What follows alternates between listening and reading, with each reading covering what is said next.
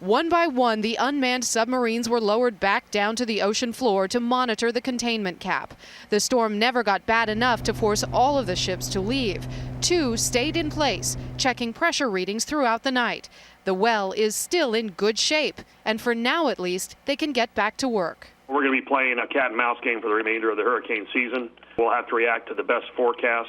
The forecast looks good enough now that BP could try its luck with a static kill within days. One of the ships used to burn oil would instead pump heavy mud down through a series of pipes and into the well, followed by concrete to form a plug inside the well pipe. If it works, BP would still go ahead with the relief well, drilling into the casing at an angle, then pumping mud and concrete to fill the space between the casing and the actual well pipe.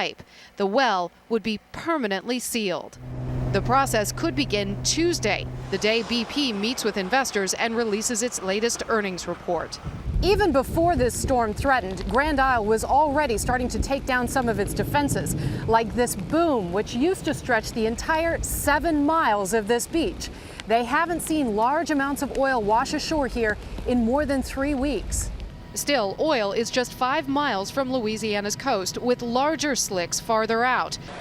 Across the Gulf region, cleanup crews are now out of place, and trust in BP is so low in some places, local politicians saw the storm evacuation as a ploy to leave for good.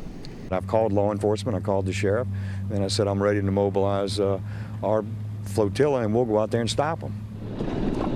BP says the company will stay put until the Gulf is restored.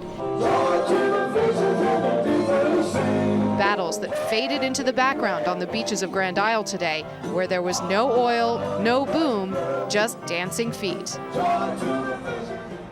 That concert was intended to raise money for a marketing campaign to bring tourism back to this area. But there's still a lot of work to be done, of course, and cleanup crews throughout the region will start moving back into place as early as tomorrow. Jeff? Kelly Cobiella once again in Grand Isle, Louisiana tonight. Kelly, thank you.